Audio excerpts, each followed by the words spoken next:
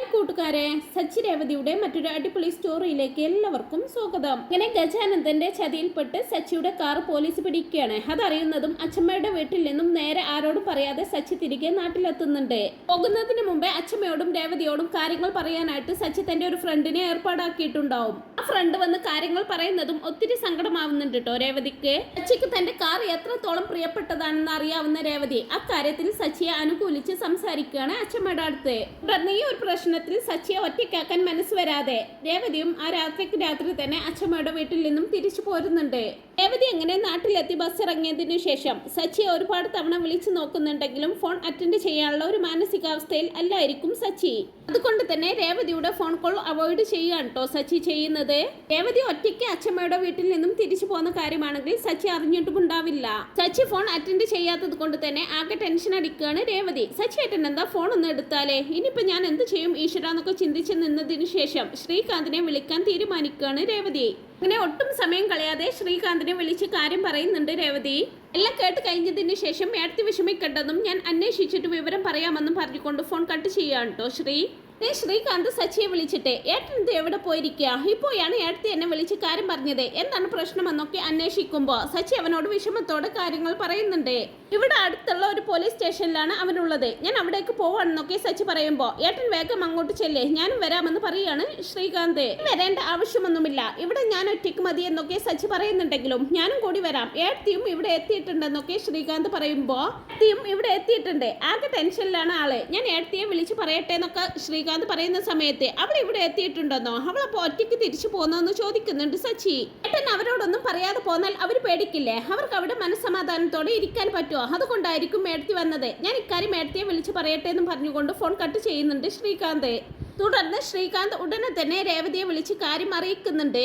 ഒരു സ്ഥലപ്പേര് പറഞ്ഞു കൊടുത്ത് ആ പോലീസ് സ്റ്റേഷനിലേക്കാണ് അവർ പോയിരിക്കുന്നതെന്നൊക്കെ ശ്രീകാന്ത് പറയുന്ന സമയത്ത് രേവതി നിൽക്കുന്നതിന്റെ ഏകദേശം അടുത്തായിരിക്കും കേട്ടോ ആ പോലീസ് സ്റ്റേഷൻ. ഇവിടെ അടുത്ത് തന്നെയാണ്, ഞാൻ അങ്ങോട്ട് പോയിക്കൊള്ളാമെന്നൊക്കെ രേവതി പറയുമ്പോ വേണ്ട ഏടത്തി വീട്ടിലേക്ക് പോയിക്കോ, ഞാൻ നോക്കിക്കൊള്ളാമെന്നൊക്കെ ശ്രീ പറയുന്നുണ്ടെങ്കിലും ഒന്നും കേൾക്കാൻ കൂട്ടാക്കാതെ എന്താ കാര്യമെന്നറിയാതെ എനിക്കൊരു സമാധാനം കിട്ടില്ല ശ്രീ, നീയും അങ്ങോട്ട് വാന്നും പറഞ്ഞുകൊണ്ട് ഫോൺ കട്ട് ചെയ്ത് രേവതി ഉടനെ തന്നെ അങ്ങോട്ട് പോവുകയാണ് ചെയ്യുന്നത്.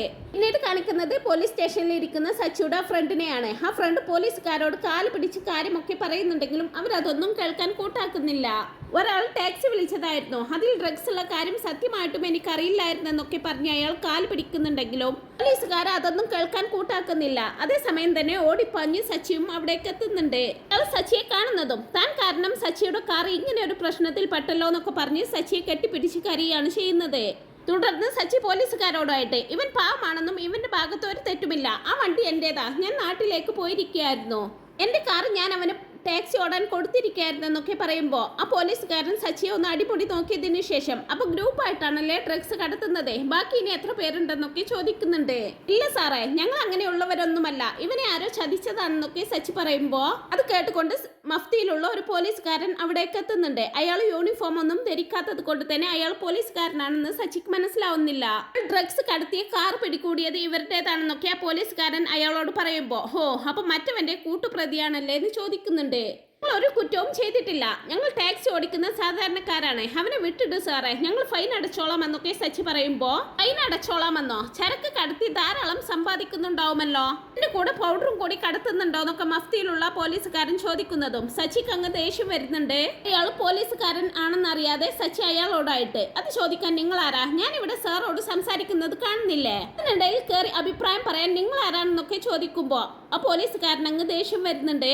അതെ സർ, ഞങ്ങളൊരു കുറ്റവും ചെയ്തിട്ടില്ല, ഞങ്ങളെ വിട്ടേക്കെന്നൊക്കെ സച്ചിയുടെ ഫ്രണ്ട് കൂടി പറയുന്നതും ആ മഫ്തിയുള്ള പോലീസുകാരൻ സച്ചിയുടെ ഫ്രണ്ടിനെ അടിക്കുകയാണ്.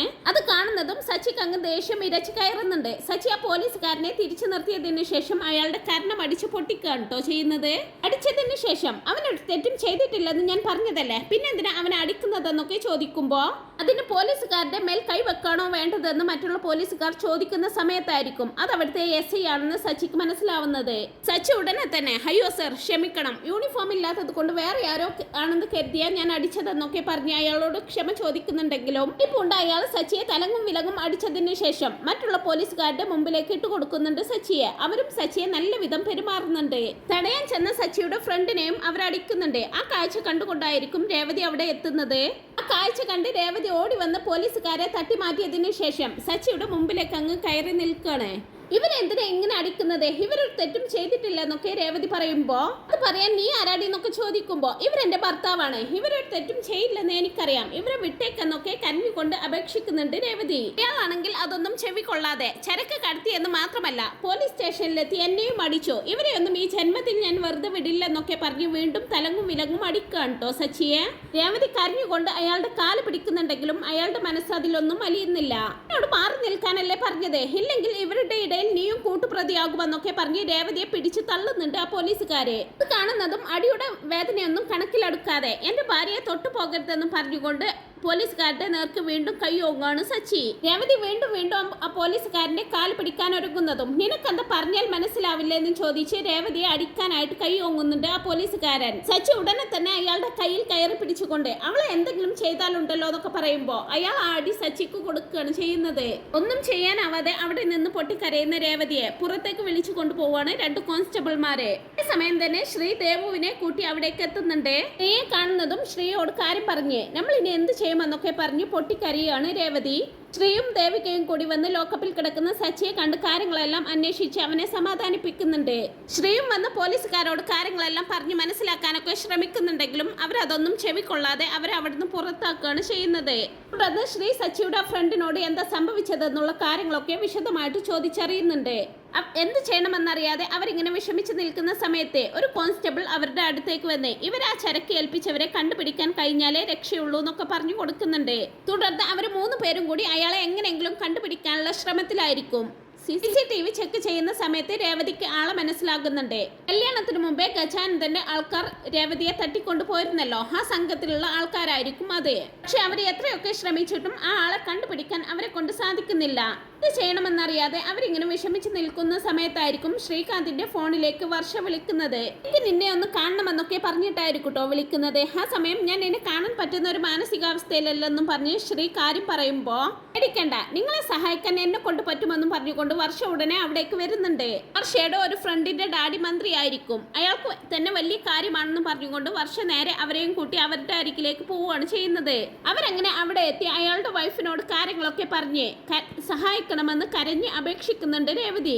രേവതിയുടെ കണ്ണീര് കണ്ട് അവർക്ക് മനസ്സലിയുന്നുണ്ട്. കൂടാതെ വർഷയാണെങ്കിൽ അവർക്ക് സ്വന്തം മോളെ പോലെ ആയിരിക്കും. അപ്പൊ അവൾ വന്നിട്ട് ഇങ്ങനെ ഒരു കാര്യം പറയുമ്പോൾ സഹായിക്കാതിരിക്കാൻ അവർക്ക് മനസ്സ് വരുന്നില്ല. അവർ ഉടനെ തന്നെ പോലീസ് സ്റ്റേഷനിലേക്ക് ഫോൺ ചെയ്ത് അവരെ വിട്ടയക്കാൻ പറയുന്നുണ്ട്. അപ്പോഴേക്കും അവർ മൂവരും വർഷയോട് നന്ദിയൊക്കെ പറഞ്ഞ് പോലീസ് സ്റ്റേഷനിലേക്ക് എത്തിയിട്ടുണ്ടാവും. ഉന്നതങ്ങളിൽ നിന്നും വിളിപ്പിച്ചത് അവിടുത്തെ പോലീസുകാർക്ക് തീരെ ഇഷ്ടപ്പെട്ടിട്ടുണ്ടാവില്ല. അതിന്റെ ചൊരുക്ക് അവർ കാണിക്കുന്നുണ്ടെങ്കിലും സച്ചിയെയും ആ ഫ്രണ്ടിനെയും വിട്ടയക്കുകയാണ് ചെയ്യുന്നത്. പോലീസുകാർ കേസ് ഫയൽ ചെയ്തത് കൊണ്ട് തന്നെ കേസെല്ലാം തീർന്നതിന് ശേഷം മാത്രമേ കാർ തിരിച്ചു കിട്ടൂന്ന് അറിയുമ്പോൾ ആകെ തകർന്നു പോവാണ് കേട്ടോ സച്ചി. പോലീസ് സ്റ്റേഷനിൽ വെയിലും മഴയും കൊണ്ട് കിടക്കേണ്ടുന്ന തന്റെ കാർ കണ്ട് ഹൃദയവേദനയോടെ അവിടെ നിന്ന് ഇറങ്ങുകയാണ് സച്ചി. പോലീസുകാരുടെ അടികൊണ്ട് അവശനായ സച്ചിയെ ചേർത്ത് പിടിച്ചുകൊണ്ടായിരിക്കും രേവതി നടക്കുന്നത്. രേവതി തനിക്ക് കിട്ടിയ പുണ്യമാണെന്നും അവൾ തനിക്ക് വേണ്ടി എന്ത് ത്യാഗവും ചെയ്യുമെന്നും കൂടി മനസ്സിലാവാണ് കേട്ടോ സച്ചിക്ക്. തനിക്ക് കിട്ടിയ ഈ മഹാഭാഗ്യം താൻ ഒരിക്കലും കൈവിട്ട് കളഞ്ഞൂടാ എന്ന് മനസ്സിലുറപ്പിച്ച് രേവതിയുടെ തോളിലൂടെ കൈയിട്ട് മുമ്പോട്ട് നടക്കുകയാണ് സച്ചിയും.